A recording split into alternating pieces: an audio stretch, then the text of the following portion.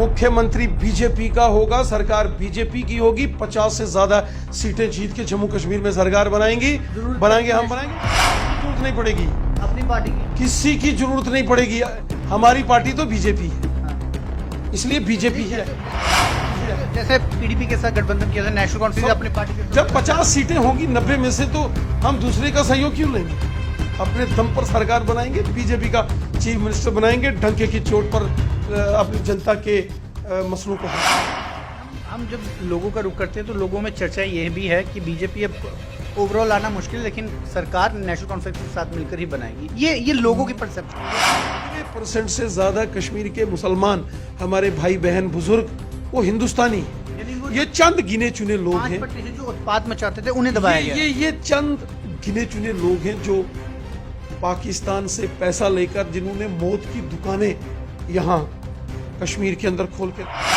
तो पहले भी होती थी, खर्चे भी गिनाइए ना, पेट्रोल कहाँ पहुँच गया, 100 के पार हो गया, एलपीजी बढ़ गई। इसके अलावा अभी आज ही दर्शकों को ये भी जानकारी दे दूँ कि जम्मू म्युनिसिपल कॉर्पोरेशन ने एक नया टैक्स लगा दिया है। यदि आप कुत्ता रखते हैं तो आपको 500 रुपये जो रजिस्ट्रेशन फीस है वो देनी पड़ेगी, हर साल रिन्यू होगी, 300 रुपये रखनी पड़ेगी। कुत्ता रखना भी दूभर हो चुका है, तो क्या खिलाएंगे, क्या पिलाएंगे, क्या रखाएंगे, ये खर्चे भी तो गिनाइए।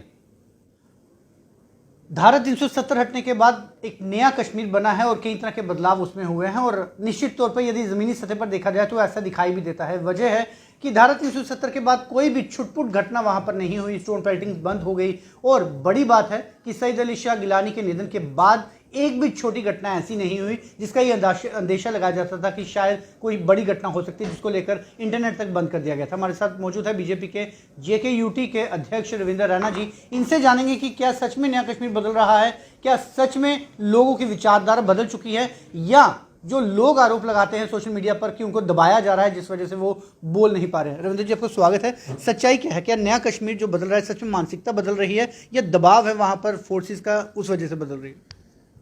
कश्मीर घाटी के अंदर रहने वाले जो हमारे मुसलमान भाई बहन हैं,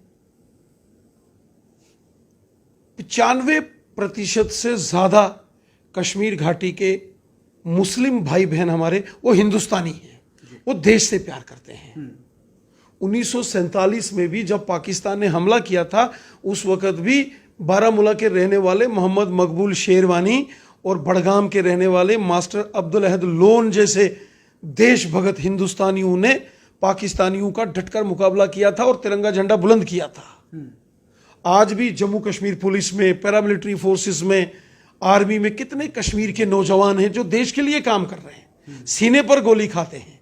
DSP मोहम्मद अयूब पंडित, SHO Firoz Ahmad Dar, ASI Abdul Rashid Shah, lieutenant Umar Fayaz, ये सारे लोग तो कश्मीर के ही थे जिन्होंने तिरंगा झंडा बुलंद करते करते सीने पर गोलियां खाई।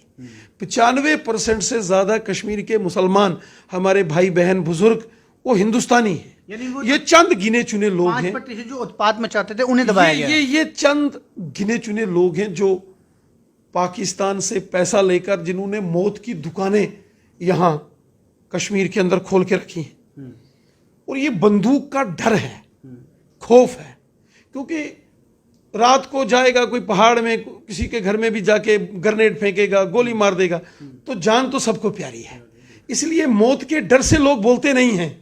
जिस दिन ये मौत का खौफ खत्म हो गया, आम कश्मीर का बच्चा बच्चा घर से निकलकर इन अलगाववादियों की पिटाई करेगा। इसलिए आज तय हुआ है कि आज कश्मीर के अंदर शांति है, अमन है, कुछ भी हो जाए वहां के लोग अमन पसंद हैं।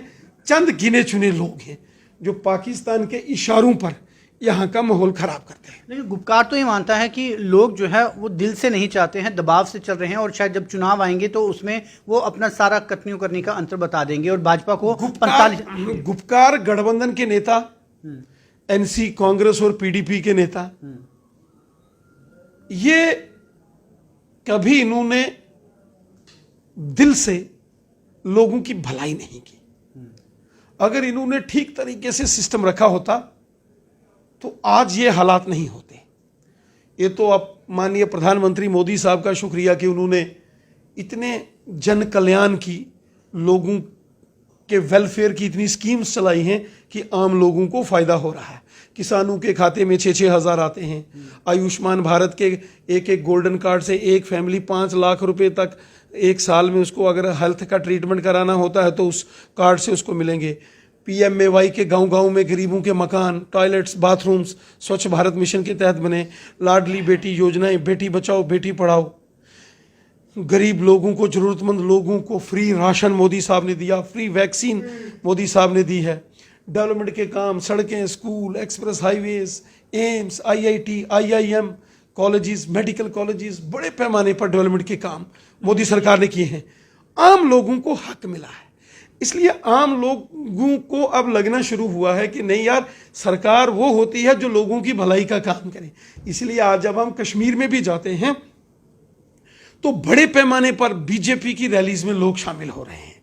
अब लोगों को लगता है कि हमारा भला अगर कोई कर सकता है तो भारतीय जनता पार्टी है, बीजेपी है, मोदी सरकार है। देखिए, योजना तो पहले भी होती थी, खर्चे भी गिनाइए ना। पेट्रोल कहाँ की कहाँ पहुँच गया, 100 के पार हो गया, LPG बढ़ गई। इसके अलावा अभी आज ही दर्शकों को ये भी जानकारी दे दूँ कि जम्मू म्यूनसिपल कॉर्पोरेशन ने एक नया टैक्स लगा दिया है। यदि आप कुत्ता रखते हैं तो आपको 500 रुपये जो रजिस्ट्रेशन फीस है वो देनी पड़ेगी। हर साल रिन्यू होगी, 300 रुपया रखना पड़ेगी। कुत्ता रखना भी दूभर हो चुका है, तो क्या खिलाएंगे, क्या पिलाएंगे, क्या रखाएंगे, ये खर्चे भी तो गिनाइए। अगर आप खर्चों की बात करते हैं तो आपको याद होगा एक छोटी सी बच्ची का बड़ा वीडियो वायरल हुआ था सोशल मीडिया में, जिसमें उन्होंने ये बात मानी थी कि ठीक है पेट्रोल 100 रुपया लीटर हो गया है, लेकिन जो देश में 80 करोड़ लोगों को फ्री राशन मोदी साहब देते हैं वो भी तो हमारी सरकार दे रही है। फ्री वैक्सीन, अमेरिका की आबादी 35 करोड़ है, अमेरिका के जो बाइडेन अपने 35 करोड़ लोगों को फ्री वैक्सीन नहीं लगा सके, हिंदुस्तान में 65 करोड़ से ऊपर लोगों को अभी तक फ्री वैक्सीनेशन हुई है और दिसंबर 31 तक 140 करोड़ हिंदुस्तानियों को वैक्सीन लगेगी। मोदी साहब दे रहे हैं। किसानों के खातों में 6-6 हज़ार रुपया साल का आ रहा है।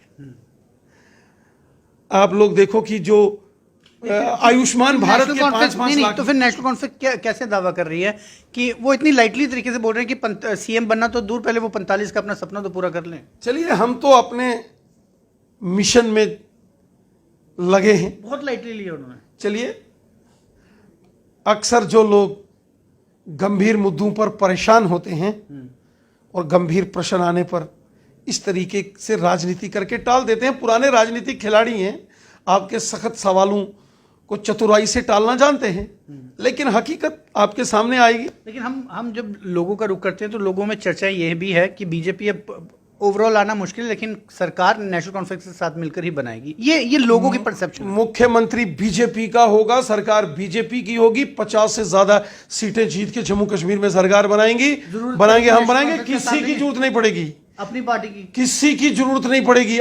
हमारी पार्टी तो बीजेपी है, इसलिए बीजेपी है। जैसे PDP के साथ गठबंधन किया था, नेशनल कॉन्फ्रेंस अपनी पार्टी के साथ। जब 50 सीटें होंगी 90 में से, तो हम दूसरे का सहयोग क्यों लेंगे? अपने दम पर सरकार बनाएंगे, बीजेपी का चीफ मिनिस्टर बनाएंगे, डंके की चोट पर अपनी जनता के मसलों को हल करेंगे। जी चलिए, उमर अब्दुल्ला ने बहुत लाइटली से कहा था कि CM बनना तो दूर, लेकिन 45 का आंकड़ा भी पूरा नहीं कर पाएंगे। लेकिन रविंद्र रैना जी में भी पूरा आश्वस्त हैं कि 45 छोड़िए, 50 की सीटें लेकर अपना CM बनाएंगे और किसी की जरूरत नहीं पड़ेगी, चाहे अपनी पार्टी हो, चाहे नेशनल कॉन्फ्रेंस हो। PDP का तो कहीं नाम ही नहीं है। आप जुड़ रहे व्यू स्टूडियो न्यूज़ के साथ।